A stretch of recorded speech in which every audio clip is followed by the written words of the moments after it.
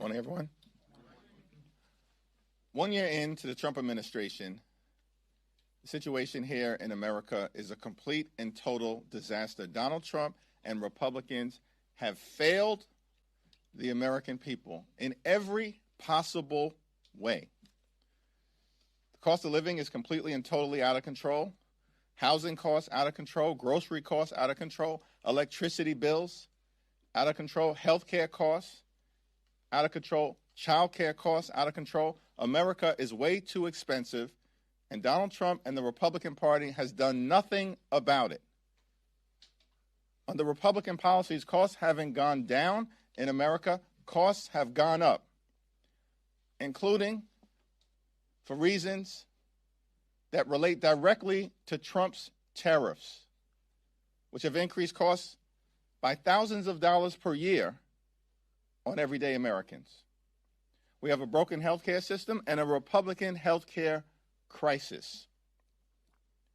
Republicans have enacted the largest cut to Medicaid in American history. Hospitals, nursing homes, and community-based health clinics have closed because of toxic Republican policies in the one big ugly bill.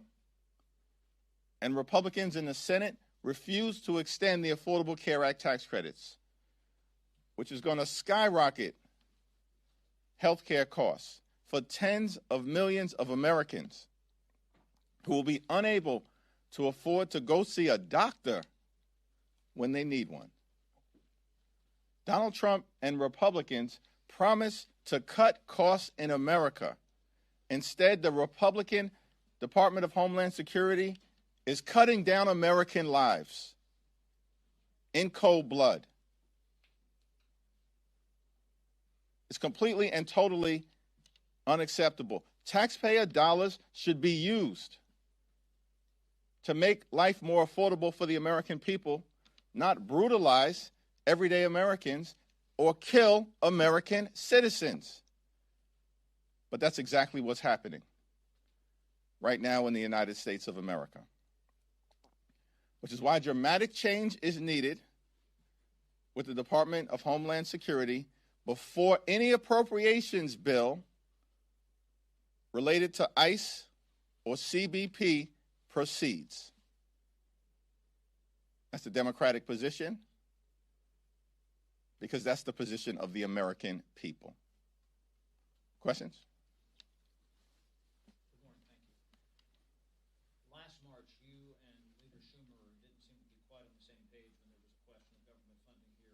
So are you confident that what they're going to do next door is going to reflect what the position is on the House when it comes to this? Are you engaged in what he says, if they come up with an agreement with the White House to advance these spending bills, that that's going to be in sync with what House Democrats will like? First of all, that question is so March of 2025. Like all the things, hold on. You asked the question, I provide the answers. All of the things that have transpired since almost a year ago, including uniform Democratic opposition to the one big ugly bill, because we objected together, House and Senate Democrats, every single one of us, to the fact that Republicans cut more than $1 trillion from Medicaid. They enacted the largest cut to nutritional assistance in American history by ripping away food literally from the mouths of children, seniors, and hungry veterans. And they did all of that so they could enact massive tax breaks for their billionaire donors, and in the same ugly bill, add $191 billion to the Department of Homeland Security, including giving $75 billion to ICE. So this killing machine could be unleashed on the American people.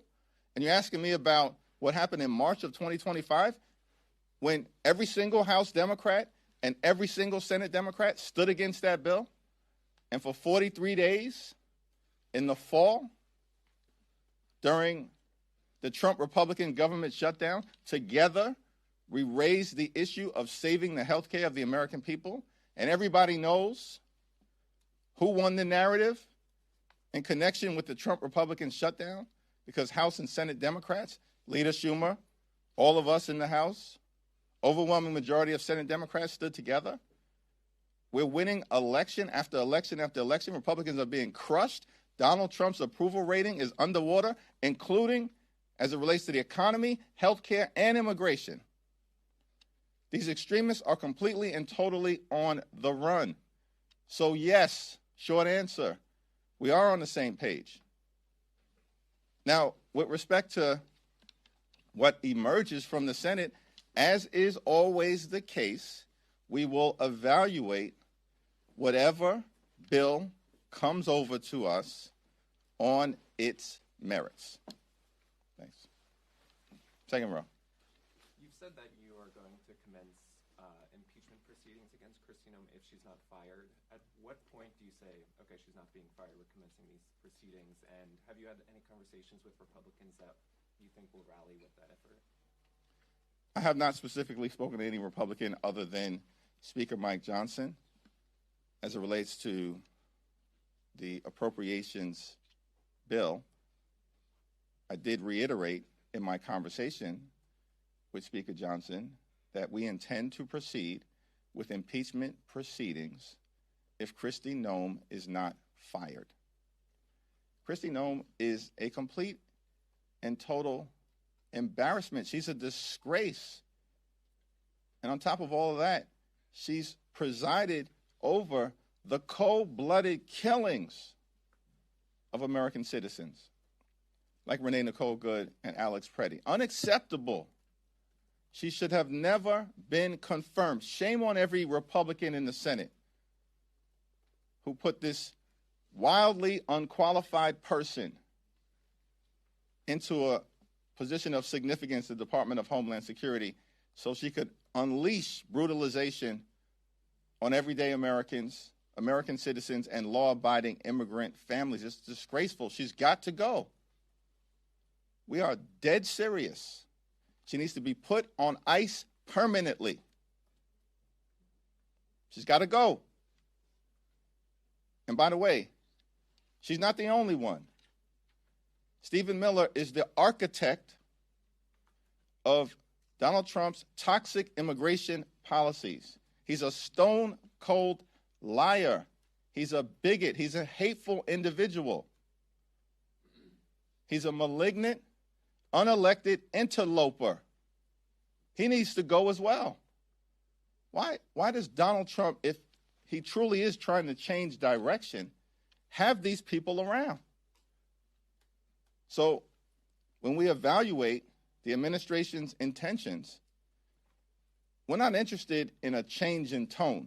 We're interested in a change in behavior on the ground in American communities across the country and as it relates to the people who are around Donald Trump. Thanks. Go ahead, Michael. Thank you. How recent was your conversation with the speaker? Yesterday. Okay. This weekend there'll be a special election in Texas where Houston voters will seek to, fill the seat that Sylvester Turner vacated when he passed away last week. It's going to tighten the margin in the House even more. Just want to get your thoughts on the election. Do you have any relationships with the two candidates? What are your thoughts about the House returning next week with one more Democrat that will, again, kind of tighten the margins even more, make it even harder for the speaker to, govern and enact his agenda? Well, the people of the 18th Congressional District, it's the 18th, right? Yeah. People of the, just making sure you're paying attention to me.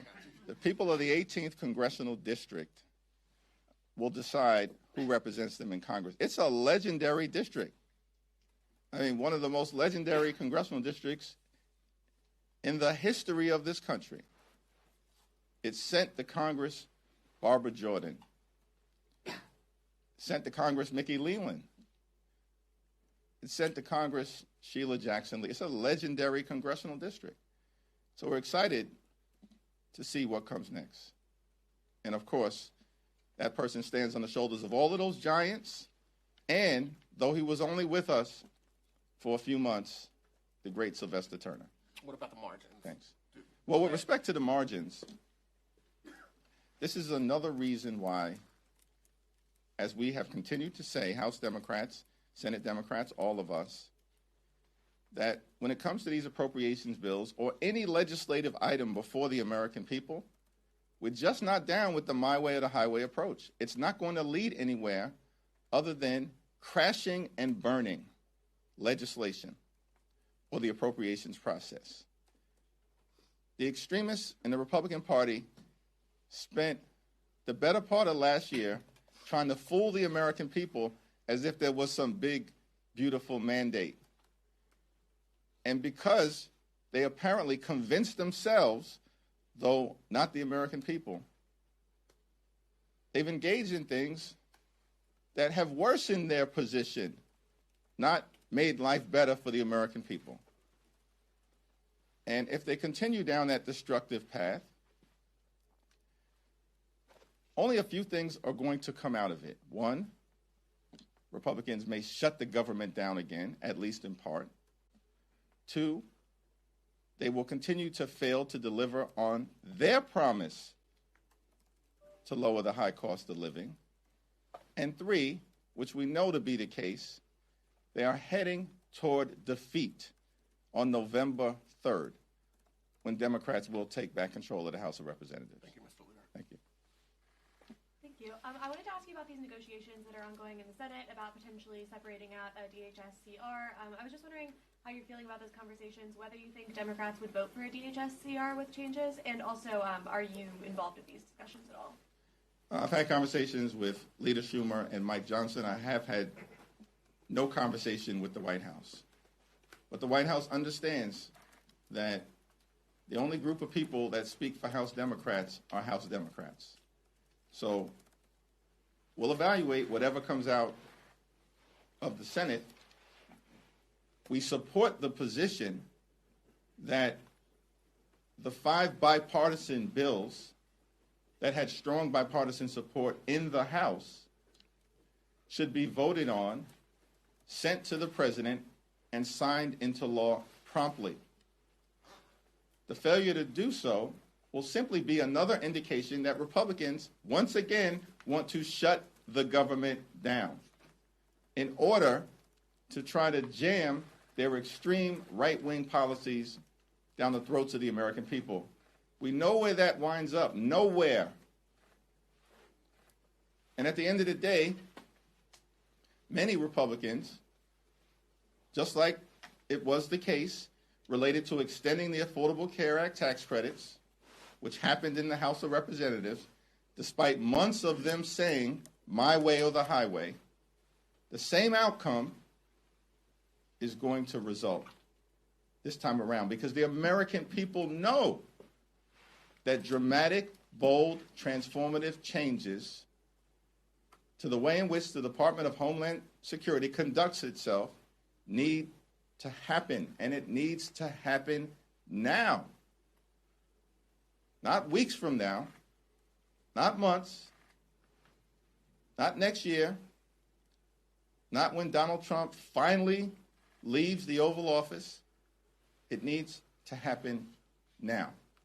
So we'll evaluate whatever is sent to us, and if we're on a path toward dramatic, immediate, transformative change, then I'm sure that will be a part of what heavily, weighs into our discussion. Mr. Leader, thank you. We've been asking about this, but as a follow-up, you did say that you're on the same page with Leader Schumer. He enunciated 3 particular demands that Democrats have. Yesterday, one dealing with warrants and making sure there are warrants, no roving raids, as he said. Second, dealing with enforcing code of conduct, and the third, dealing with no masks and other, making sure there was IDs for ICE and CBP. Are those your same 3 demands? Those are 3 broad categories as I have assessed them.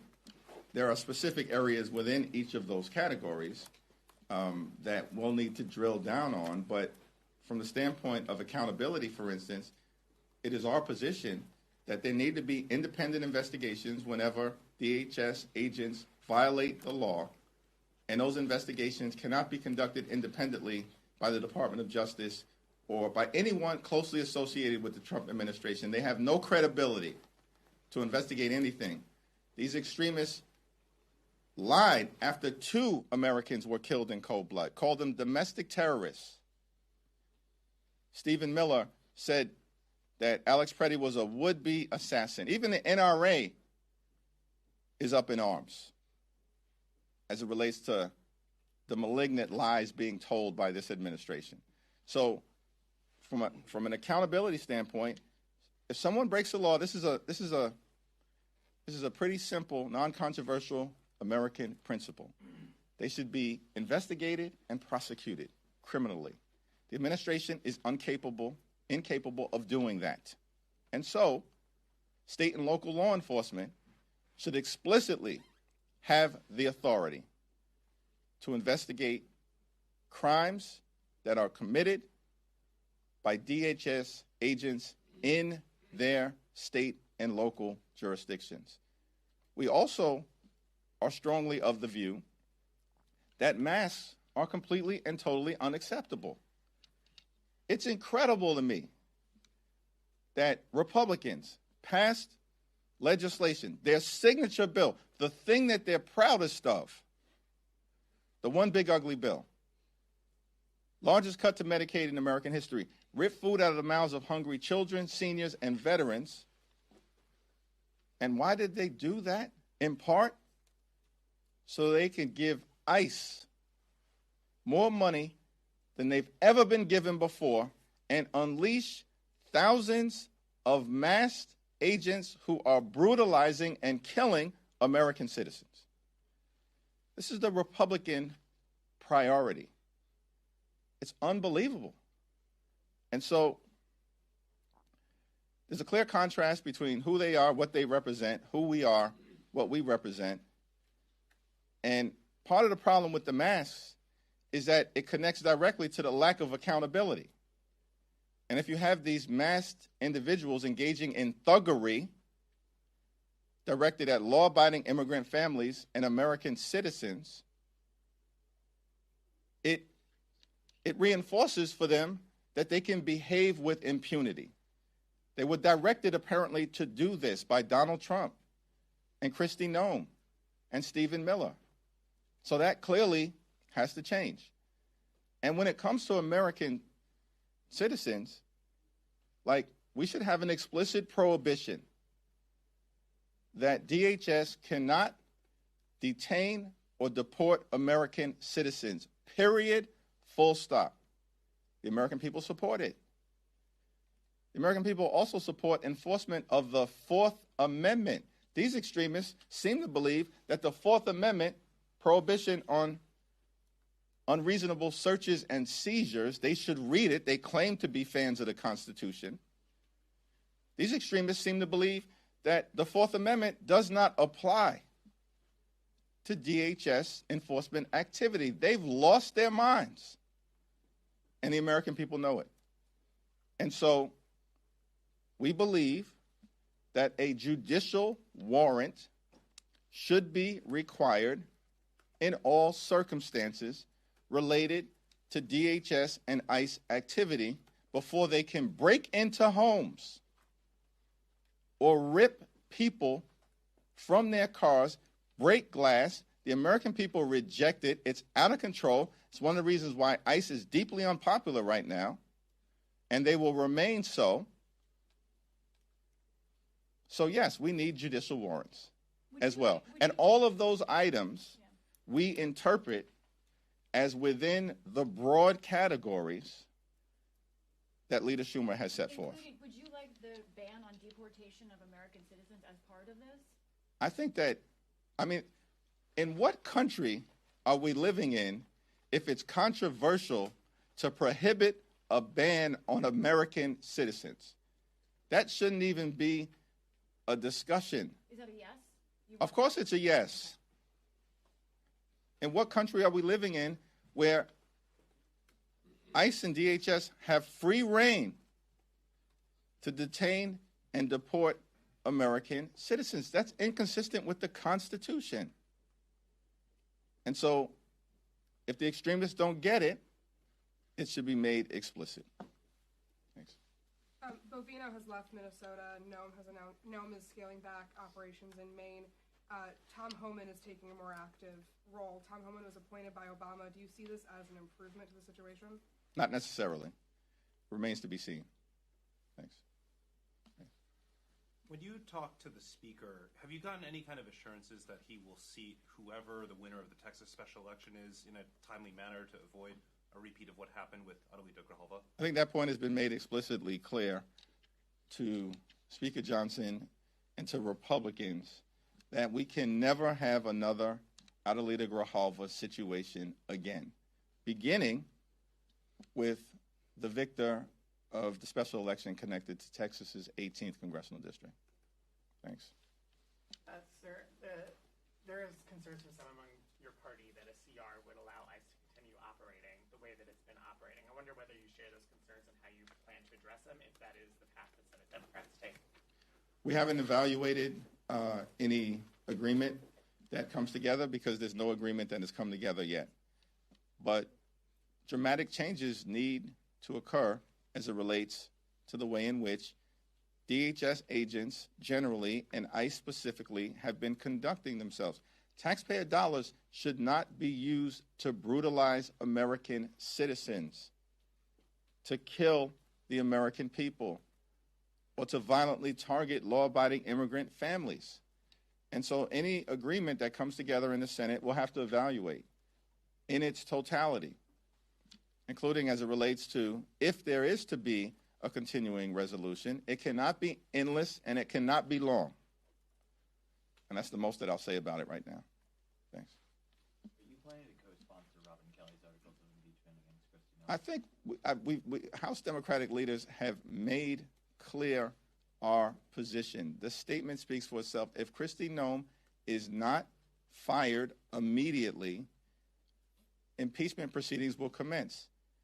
Jamie Raskin, who was the lead impeachment manager during Trump's second impeachment and forcefully and actively participated during the first impeachment, issued a statement where he made clear how he thought things should proceed